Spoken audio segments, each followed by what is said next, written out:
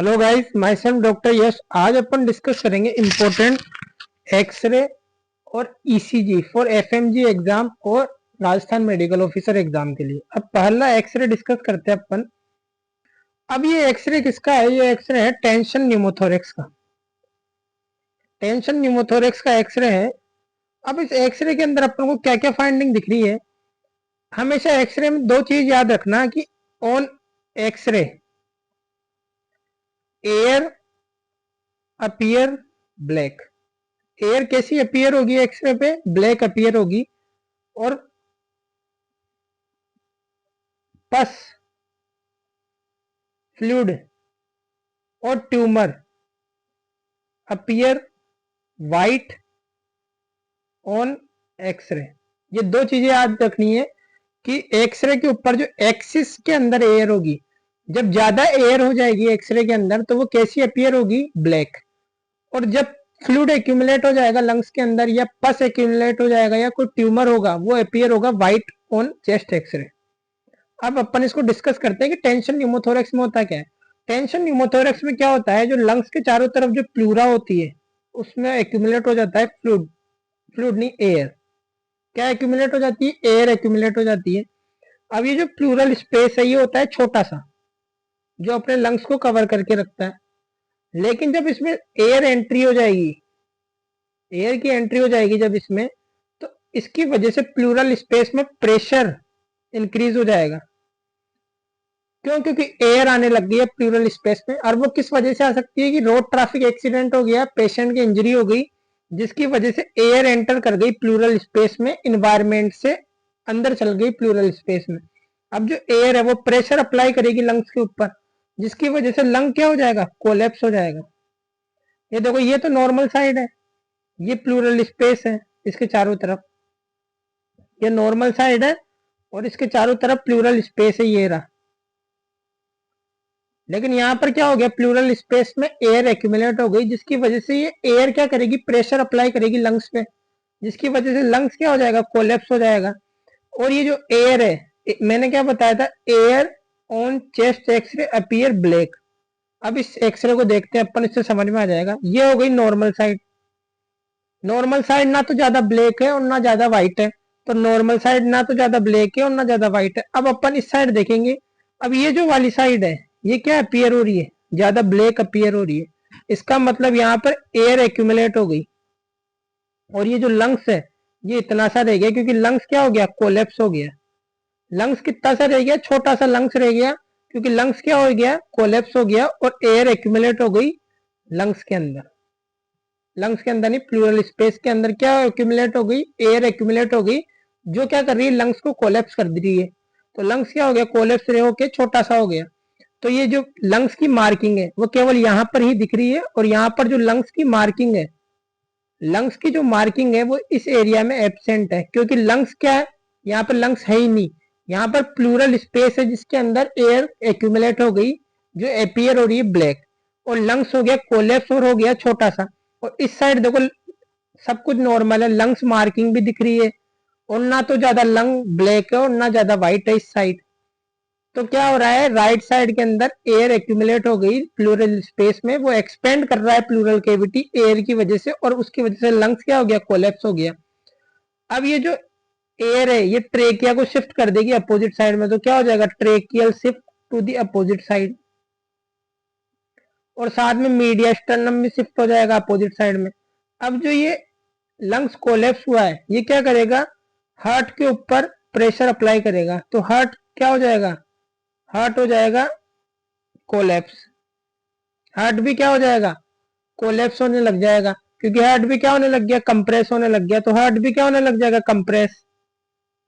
जब heart compress होने लग जाएगा उसकी वजह से क्या होगा?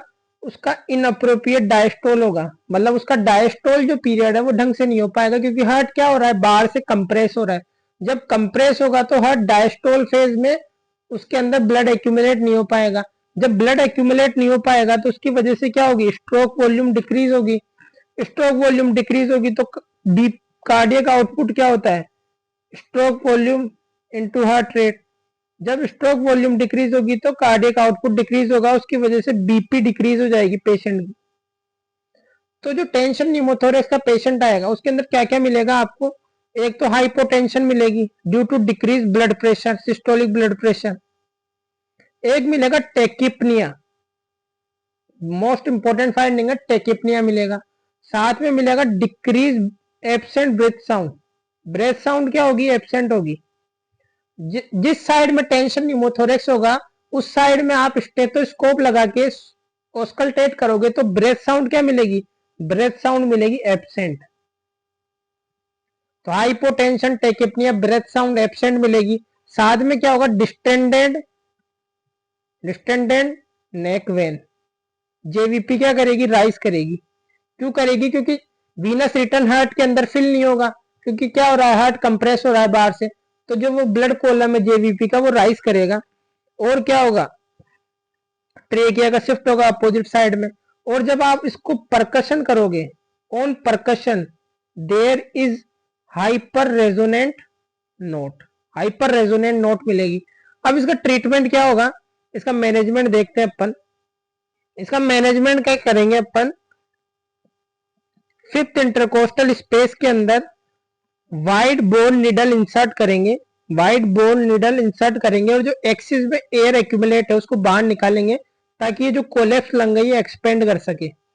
और इसके बाद अपन इसमें क्या डाल देंगे? फिफ्थ इंटरकोस्टल स्पेस में इंटरकोस्टल ट्यूब ड्रेनेज सिस्टम डाल देंगे इन फिफ्थ इंटरकोस्टल स्पेस। पहले अपन वाइड बोन निडल से डीकम्प्रेस करेंगे ताकि सारी एयर बाहर निकल जाए, और उसके बाद अपन उसके अंदर डाल देंगे इंटरकोस्टल ट्यूब, जिसकी वजह से क्या होगा?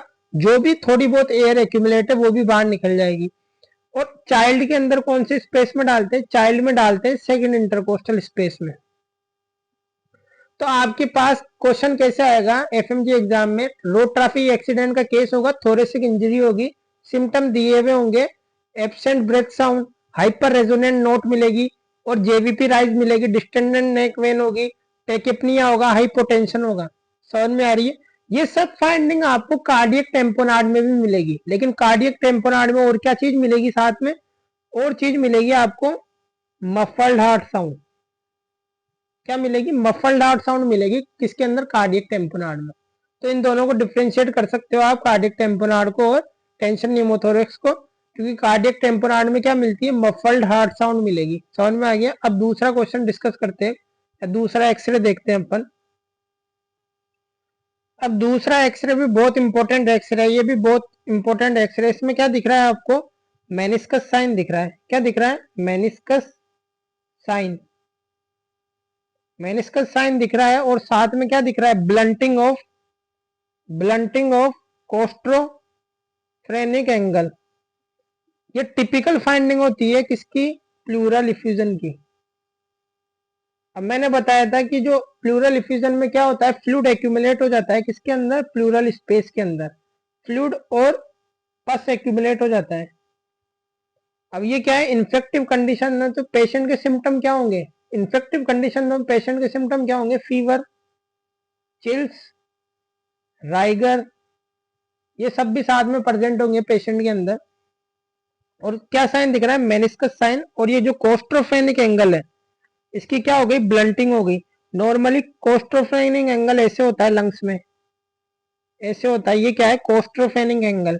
लेकिन यहाँ पे दिख ही नहीं रहा, ब्लंटिंग हो गई कोस्ट्रोफेनिक एंगल की। तो ये क्या है? प्लूरल इफ्यूजन का केस है। और मैंने क्या बताया था? पस और फ्लूइड कैसे दिखते हैं एक्सरे पे? व्हाइट। तो ये जो क्या दिख रहा है व्हाइट पोर्शन, ये क्या है? पस। पस एक्यूमुलेट हो गया किसमें? प्लूरल स्पेस के अंदर। समझ में आ गया? अब प्लूरल इफ्यूजन के अंदर और क्या क्या फाइंडिंग मिल सकती है? प्लूरल इफ्यूजन होते हैं दो टाइप के, एक होता है एक्सुडेटिव, एक होता है ट्रांसुडेटिव। जब भी एक्सुडेटिव प्लूरल इफ्यूजन डिस्कस करोगे आप, तो आपको दिमाग में क्या रखना है कि एक्सुडेटिव प्लूरल इफ्यूजन किसके साथ मिलेगा? आपको इन्फ्लामेशन के साथ मिलेगा। एक्सुडेटिव प्लूरल इफ्यूजन कहां पर मिलेगा? जहां पर इन्फ्लामेशन होगा वहां पर क्या मिलेगा? एक्सुडेटिव प्लूरल इफ्यूजन मिलेगा।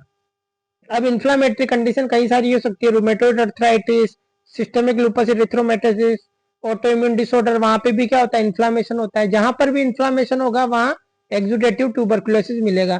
ट्यूबरकुलोसिस क्या है? वो भी इन्फेक्टिव कंडीशन है, वहां पर भी क्या होगा? इन्फ्लामेशन होगा due to cytokine, chronic condition है इस वजह से। तो इन सब जहां पर भी इन्फ्लामेशन होगा वहां होगा exudative fluid pleural effusion. Transudative pleural effusion के 3 कोज याद रखने हैं आपको।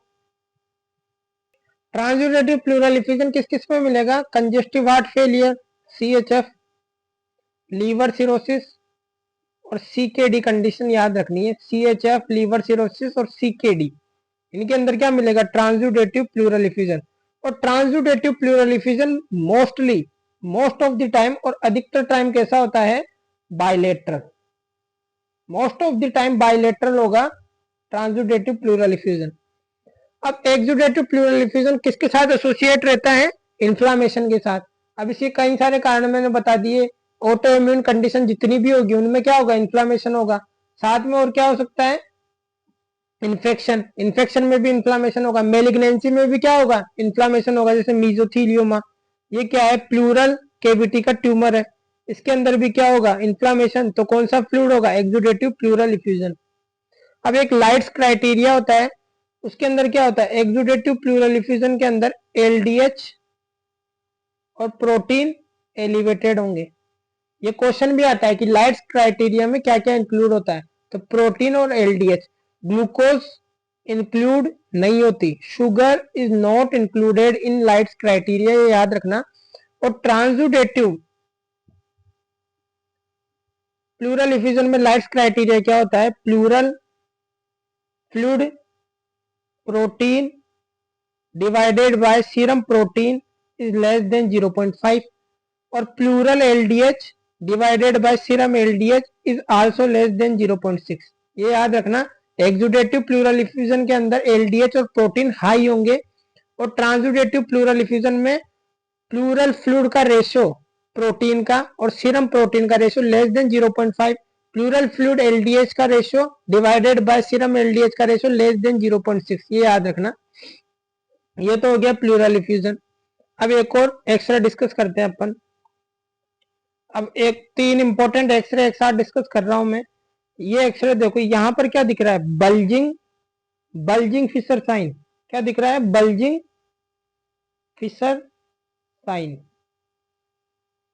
और साथ में क्या दिख रहा है? फ्लूइड एक्यूमुलेट या पस एक्यूमुलेट हो रहा है, जिसकी वजह से क्या दिख रहा है? कंसोलिडेशन। और ये मोस्ट कॉमनली किस में दिखता है? ये बल्जिंग फिशर साइन कंसोलिडेशन ये दिखता है, किसमें दिखता है? ये दिखता है क्लेब्सियला में। याद रखना, है बहुत इंपॉर्टेंट क्वेश्चन है ये बल्जिंग फिशर साइन का। और पेशेंट की हिस्ट्री क्या होगी? पेशेंट होगा एल्कोहलिक, साथ में पेशेंट क्या हो सकता है? डायबिटिक। और जो इसका जो स्पुटम होगा वो रेड रिकरेंट जेली स्पुटम होगा। ये सब चीजें लिखी हुई होगी क्वेश्चन में। और मोस्ट कॉमन क्या होता है? क्लेब्सियला निमोनी। और इसका ट्रीटमेंट क्या करेंगे? ट्रीटमेंट करेंगे पिप्रासिलिन प्लस टेजोबेक्टम। ये तो हो गया बल्जिंग फिशर साइन। अब ये क्या दिख रहा है? ये दिख रहा है अपर लोब कंसोलिडेशन। अब इन दोनों कंडीशन में क्या है? इन्फेक्शन हो रहा है, यहाँ पर पस एक्यूमुलेट हो रहा है अपर लोब में, यहाँ पे भी पस। तो पेशेंट की हिस्ट्री क्या होगी? साथ में फीवर होगा, चिल्स होंगे, राइगर होगा। समझ में आ रहा है? इसमें भी क्या होगा? अपर लोब कंसोलिडेशन है। ये टिपिकल फाइंडिंग है किसकी? टिपिकल फाइंडिंग है स्ट्रेप्टोकोकस निमोनिया की। ये कौन सा निमोनिया है? ये है लोबार निमोनिया। इसमें क्या है? एक लोब इन्वॉल्व हो रहा है, पूरा एक लोब इन्वॉल्व हो रहा है, तो lobar pneumonia. Upper lobe involve हो रहा है। मोस्टली कौन सा लोब इन्वॉल्व होता है? Upper lobe, lobar pneumonia. Most common का कोज क्या होता है लोबार निमोनिया का? Streptococcus pneumoniae. समझ में आ रहा है? और ये कौन सा एक्सरे है? ये है पेची ओपेसिटी है इसके अंदर। पेची ओपेसिटी, यहाँ पे तो एक लोब इन्वॉल्व था दोनों के अंदर, यहाँ पर है पेची ओपेसिटी। ये किसमें मिलेगी? ब्रोंको निमोनिया में। और ब्रोंको निमोनिया के अंदर क्या होगा? पेशेंट की टिपिकल फाइंडिंग क्या होगी? स्टेफाइलोकोकस ओरियस का इन्फेक्शन होगा इसके अंदर। तो तीनों के मैंने ऑर्गेनिज्म बता दिए। और लोबार निमोनिया में कौन सी टाइप की ब्रीदिंग मिलेगी? ब्रोंकियल ब्रीदिंग मिलेगी।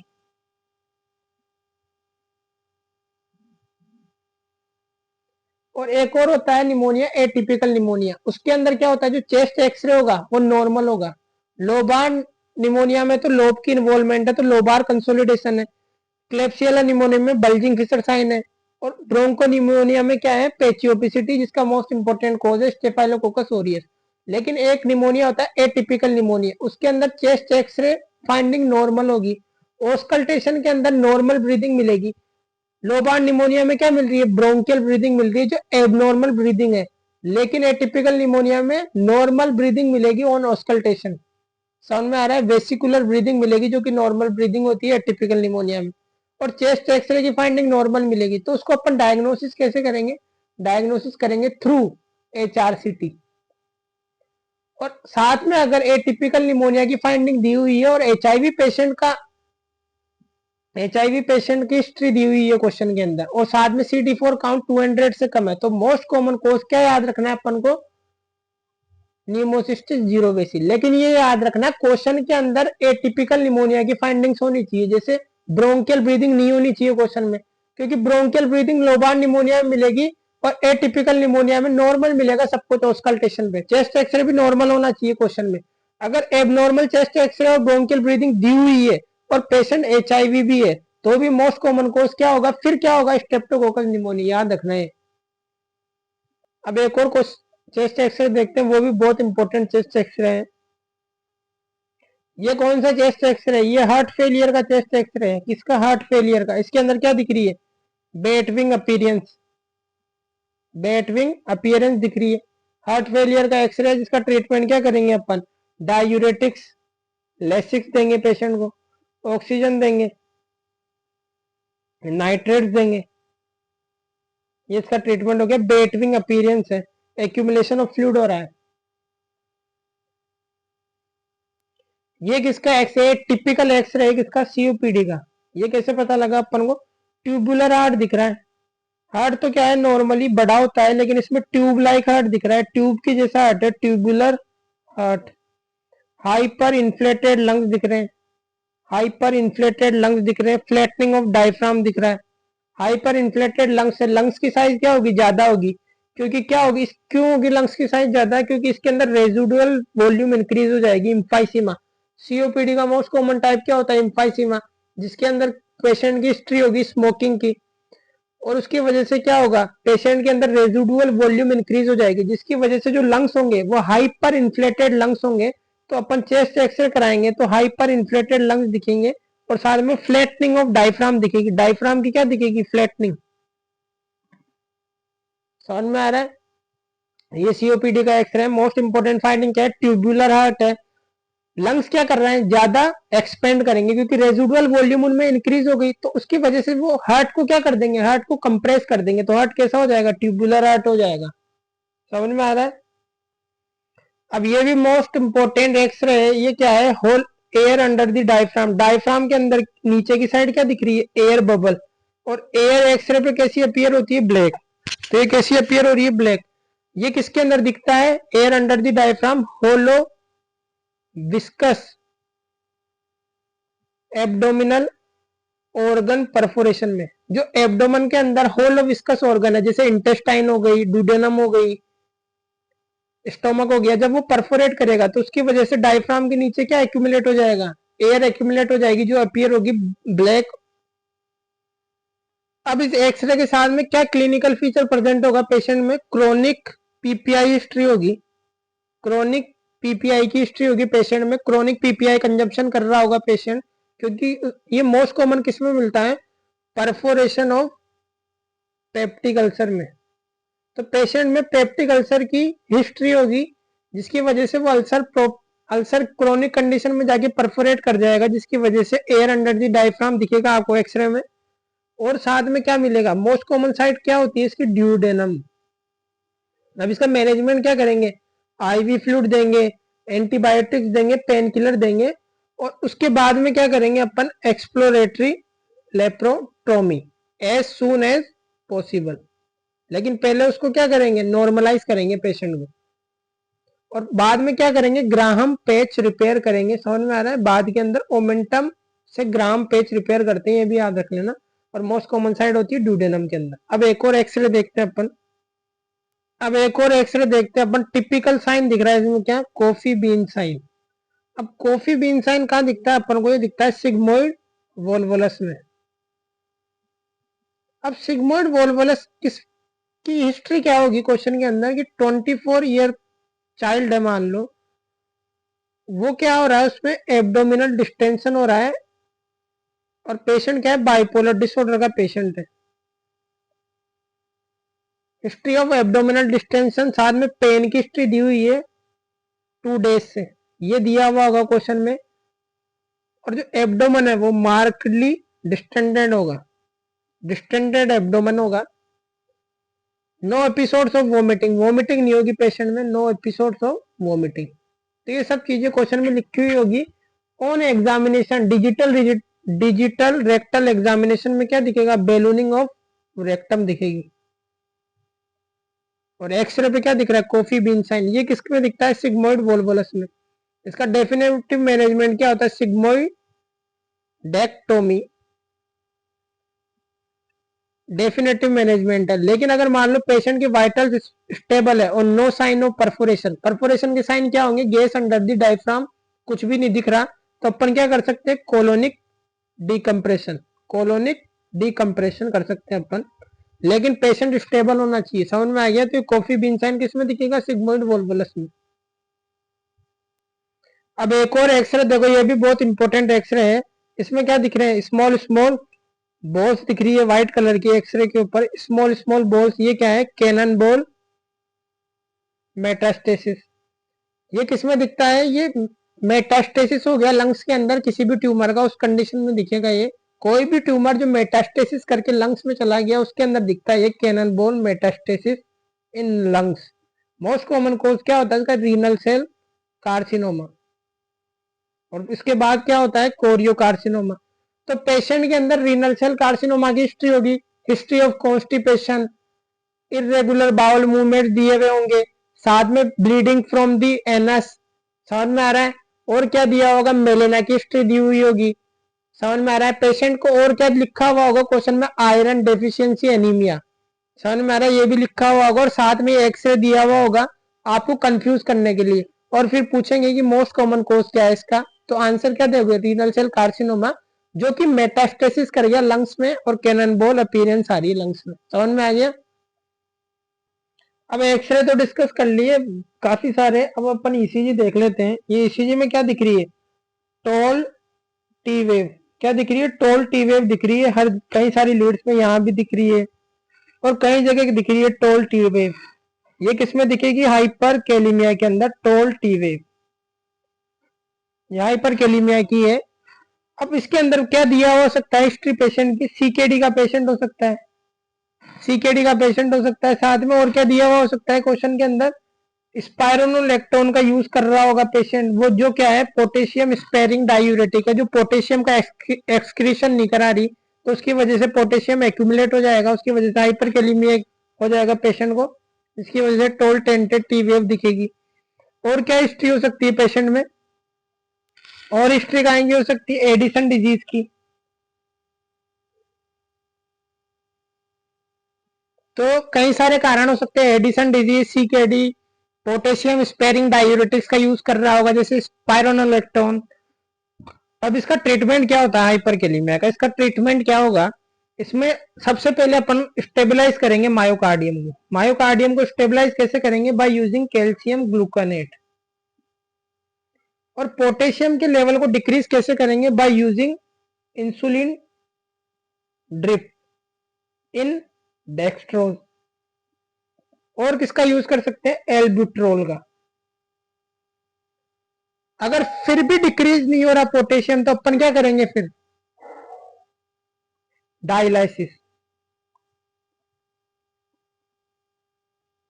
अब ये किसकी ईसीजी दी हुई है, ये दी हुई है इंफीरियर वॉल एमआई।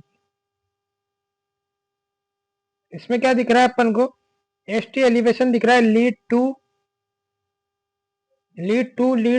और लीड एवीएफ में।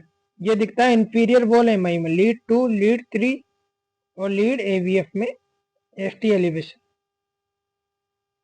तो एसटी एलिवेशन कहाँ का दिख रहा है, लीड 2, लीड 3, लीड एवीएफ में।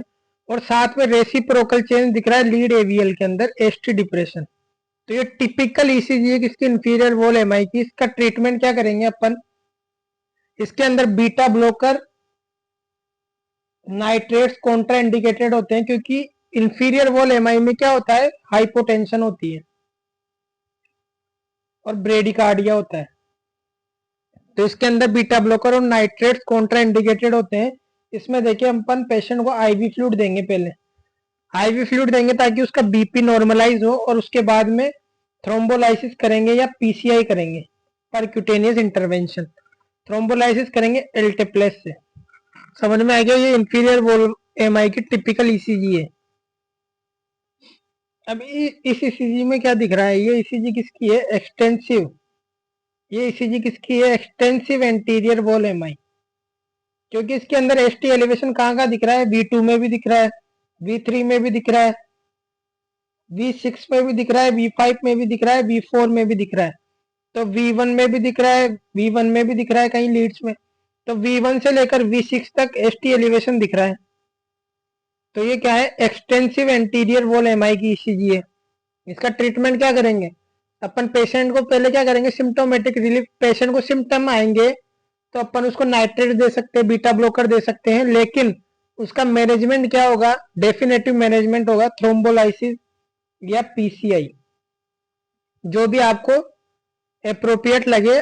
फैसिलिटी अवेलेबल है पीसीआई की तो सबसे अच्छा होता है पीसीआई, या थ्रोम्बोलाइसिस कर सकते हो अगर अवेलेबल नहीं है तो एल्टेप्लेस के यूज से। अब अपन एक और ईसीजी देखते हैं। अब ये ईसीजी भी बहुत इंपॉर्टेंट ईसीजी है। ये ईसीजी की फाइंडिंग में क्या दिख रहा है आपको, एसटी एलिवेशन दिख रहा है, लेकिन साथ में क्या दिख रहा है, कॉनकेविटी। कॉनकेविटी दिख रही है अपवर्ड। अपवर्ड क्या दिख रही है, कॉनकेविटी। एसटी एलिवेशन तो दिख रहा है, लेकिन साथ में क्या दिख रही है, कॉनकेविटी अपवर्ड। अगर एसटी एलिवेशन के साथ में कॉनकेविटी दिख रही है अपवर्ड डायरेक्शन में, हर ईसीजी के अंदर यही दिख रहा है, हर लीड के अंदर कॉनकेविटी अपवर्ड, ये टिपिकल फाइंडिंग होती है पेरिकार्डाइटिस की। एसटी एलिवेशन एमआई के अंदर भी दिखता है, लेकिन वो क्या होता है, कॉन्वेक्सिटी होती है अपवर्ड। उसके अंदर क्या होती है, कॉन्वेक्सिटी अपवर्ड। कॉनकेव होता है वो अपवर्ड डायरेक्शन में, लेकिन ट्यूबरकुलर पेरिकार्डाइटिस मोस्ट इंपॉर्टेंट कोज होता है पेरिकार्डाइटिस का, उसमें क्या दिखेगी, कॉनकेविटी अपवर्ड। इसमें दिखेगी कॉन्वेक्सिटी अपवर्ड एमआई की ईसीजी में। तो ये क्या है, पेरिकार्डाइटिस की ईसीजी है। साथ में अपन को क्या दिख सकता है पेरिकार्डाइटिस की ईसीजी में, लीड एवीआर में। लीड एवीआर में क्या दिखेगा, एसटी डिप्रेशन, क्योंकि लीड एवीआर क्या करती है, हमेशा अपोजिट फाइंडिंग देती है। बाकी जितनी भी लीड्स होगी उनमें क्या दिखेगी, ST elevation with concavity upward. Concavity upward direction में होगी, और एमआई की ईसीजी में होगी कॉन्वेक्सिटी अपवर्ड डायरेक्शन में। ये दोनों को डिफ्रेंशिएट करता है। और साथ में क्वेश्चन के अंदर क्या दिया हुआ होगा, पेरिकार्डियल रब, पेरिकार्डियल रब, पेरिकार्डियल फ्रिक्शन दी हुई होगी क्वेश्चन में। ये हमेशा प्रेजेंट होगी पेशेंट में। जब अपन उसको ऑस्कल्टेट करेंगे, हार्ट को जब अपन ऑस्कल्टेट करेंगे तो अपन को पेरिकार्डियल रब सुनाई देगा। इसको अपन डिफरेंशिएट कर सकते हैं प्लूरल रब से। प्लूरल रब एब्सेंट होगा जब अपन पेशेंट को कहेंगे कि स्टॉप कर दो ब्रीदिंग लेना, ब्रीदिंग स्टॉप करने को कहेंगे पेशेंट को, तो अपन को प्लूरल रब सुनाई नहीं देगा। लेकिन पेरिकार्डियल रब फिर भी सुनाई देगा, क्योंकि पेरिकार्डियल रब किस वजह से हो रहा है, हार्ट की वजह से हो रहा है, उसका ब्रीदिंग से कोई लेना देना नहीं है। तो पेरिकार्डियल रब ब्रीदिंग स्टॉप होने के बाद भी सुनाई देगा, लेकिन प्लूरल रब ब्रीदिंग स्टॉप करने के बाद सुनाई नहीं देगा। तो ये कंस्ट्रक्टिव पेरिकार्डाइटिस की ईसीजी है। इसके अंदर क्या मिलता है, एसटी एलिवेशन मिलता है इन अपर डायरेक्शन, कॉनकेविटी, कॉनकेविटी इन अपर डायरेक्शन मिलेगी। और ये सारी लीड्स में मिलेगी, जितनी भी लीड्स है, all leads except lead aVR, क्योंकि लीड एवीआर अपोजिट डायरेक्शन में शो करती है हमेशा, तो उसके अंदर एसटी डिप्रेशन मिलेगा। समझ में आ रहा है। अब एक और ईसीजी देखते हैं अपन, बहुत ही इंपॉर्टेंट ईसीजी है ये भी। इसके अंदर क्या दिख रहा है अपन को, ये जो क्यू वेव है, क्यू वेव नहीं दिख रही, और क्या दिख रही है यहाँ पर, डेल्टा वेव दिख रही है। क्या दिख रही है, डेल्टा वेव, डेल्टा वेव दिख रही है। ये हो गई डेल्टा वेव। क्यू वेव नहीं है, डायरेक्ट डेल्टा वेव, और उसके बाद है क्यूआरएस कॉम्प्लेक्स। डेल्टा वेव दिख रही है ईसीजी में, डेल्टा वेव। साथ में जो पीआर इंटरवल है वो क्या हो गया, शॉर्ट हो गया, short PR interval, delta wave दिख रही है। साथ में और क्या दिख रहा है, साथ में और क्या दिख रहा है, क्यूआरएस के अंदर क्या नहीं दिख रही, क्यू वेव नहीं दिख रही, डायरेक्ट डेल्टा वेव दिख रही है। नॉर्मली क्यूआरएस कैसा दिखता है, यू, लेकिन इस कंडीशन में क्या होगा, क्यू वेव तो होगी नहीं, डेल्टा वेव होगी, फिर आएगा आर, फिर आएगा एस, तो ये हो गई डेल्टा वेव। तो यहाँ पर क्या दिख रही है, डेल्टा वेव दिख रही है। ठीक, इसमें दिखती है ये सब चीजें, डब्ल्यू सिंड्रोम, या क्वेश्चन में लिखा हो सकता है प्री एक्साइटेशन सिंड्रोम।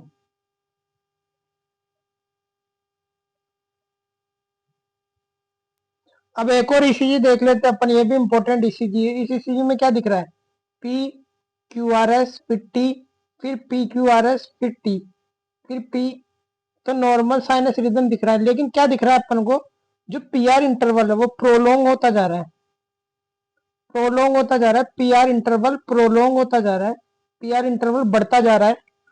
और फिर बाद में क्या मिल रही है, ड्रॉप बीट।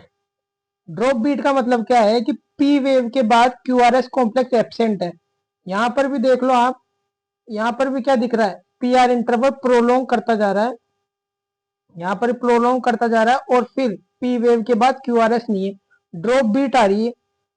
अब ये कौन सी कंडीशन में दिखता है, जहां पर पी आर इंटरवल प्रोलोंग करता जाए, पी आर इंटरवल प्रोलोंग करता जाए और उसके बाद ड्रॉप बीट मिले, और फिर वापस साइनस रिदम स्टार्ट हो जाए। पहले तो पी आर इंटरवल प्रोलोंग करता जाएगा, उसके बाद ड्रॉप बीट आएगी, फिर वापस नॉर्मल साइनस रिदम आएगा। ये मिलेगा मोबिट्स टाइप 1 हार्ट ब्लॉक, जो कि टाइप 2 हार्ट ब्लॉक का टाइप है। ये तो हो गया मोबिस टाइप 1 हार्ट ब्लॉक, ये सेकंड डिग्री हार्ट ब्लॉक का टाइप है। एक होता है मोबिस 2 हार्ट ब्लॉक। मोबिस 2 हार्ट ब्लॉक में क्या होगा, जब ड्रॉप बीट आएगी, जब ड्रॉप बीट आएगी, उससे जो पहले पी आर इंटरवल होगा और उसके जो बाद पी आर इंटरवल होगा वो इक्वल होगा। जो उसके पहले पी आर इंटरवल होगा और उसके बाद जो पी आर इंटरवल होगा वो इक्वल होगा। लेकिन यहाँ पर देखो, यहाँ पर अपोजिट मिल रहा है, यहाँ पर जो पी आर इंटरवल है प्रोलोंग हो गया, और जो ड्रॉप बीट के बाद पी आर इंटरवल है वो छोटा है। तो पी आर इंटरवल क्या है, अनइक्वल है। ड्रॉप बीट से पहले का जो पी आर इंटरवल है और ड्रॉप बीट के बाद का जो पी आर इंटरवल है वो अनइक्वल है मोबिट्स 1 हार्ट ब्लॉक में। और मोबिट्स 2 हार्ट ब्लॉक में क्या है, पी आर इंटरवल इक्वल है ड्रॉप बीट से पहले और ड्रॉप बीट के बाद। दोबारा देख लो इस क्वेश्चन में एक बार, और इस लीड में देख लो और ढंग से समझ में आएगा। यहाँ पर क्या है, यह है ड्रॉप बीट, ड्रॉप बीट से पहले पी आर इंटरवल और ड्रॉप बीट के बाद पी आर इंटरवल। पहले क्या है, पी आर इंटरवल ज्यादा है और उसके बाद पी आर इंटरवल छोटा है, तो पी आर इंटरवल हो गया अनइक्वल। यह है मोबिस टाइप 1 हार्ट ब्लॉक। एक होगा जब ड्रॉप बीट से पहले पी आर इंटरवल और ड्रॉप बीट के बाद पी आर इंटरवल इक्वल हो गए, उसको बोलेंगे मोबिस 2 हार्ट ब्लॉक। उसकी भी इसी चीज बता रहा हूं मैं अभी आपको। ये रही मोबिस 2, मोबिस टाइप 2 की हार्ट ब्लॉक की ईसीजी। इसमें मैंने क्या बताया था, ड्रॉप बीट से पहले और ड्रॉप बीट के बाद जो पी आर इंटरवल है वो इक्वल होगा। मोबिस टाइप 1 हार्ट ब्लॉक में अनइक्वल होगा। अब यहाँ देख लो, ये नॉर्मल साइनस रिदम चल रहा था और यहाँ पर क्या आ गई, ड्रॉप बीट आ गई। अब ड्रॉप बीट से पहले पी आर इंटरवल देख लो और ड्रॉप बीट के बाद पी आर इंटरवल देख लो, ये क्या दिख रहे हैं, इक्वल दिख रहे हैं। इसका मतलब ये क्या है, मोबिस टाइप 2 हार्ट ब्लॉक। ये दोनों किसके टाइप होते हैं, सेकंड डिग्री हार्ट ब्लॉक के टाइप होते हैं दोनों। मोबिस टाइप 1, मोबिस टाइप 2 दोनों सेकंड डिग्री हार्ट ब्लॉक के टाइप है। दोनों के अंदर ड्रॉप बीट प्रेजेंट होगी।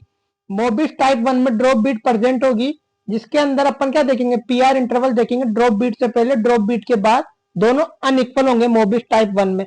और मोबिस टाइप 2 में क्या हो गए, दोनों इक्वल होंगे। और टाइप 1 हार्ट ब्लॉक के अंदर केवल प्रोलोंगेशन मिलेगा, केवल प्रोलोंगेशन मिलेगा किसका, पी आर इंटरवल का। और वो ना तो इंक्रीज होगा और ना डिक्रीज होगा, कांस्टेंट रहेगा, कांस्टेंट रहेगा वो पी आर इंटरवल का प्रोग्रेशन। और ड्रॉप बीट भी क्या होगी, ड्रॉप बीट भी एब्सेंट होगी टाइप 1 हार्ट ब्लॉक में। ड्रॉप बीट एब्सेंट होगी टाइप 1 हार्ट ब्लॉक के अंदर, ये याद रखना। और जो prolongation of P R interval है वो कांस्टेंट रहेगा, सेम रहेगा through out the ECG. मोबिस type 1 में तो क्या था, वो इंक्रीज होते जा रहा था और फिर ड्रॉप बीट आ रही थी। और मोबिस टाइप 2 में तो कांस्टेंट है। और टाइप 1 हार्ट ब्लॉक में भी कांस्टेंट रहेगा, लेकिन साथ में ड्रॉप बीट एब्सेंट रहेगी। मोबिस टाइप 2 में तो ड्रॉप बीट प्रेजेंट है।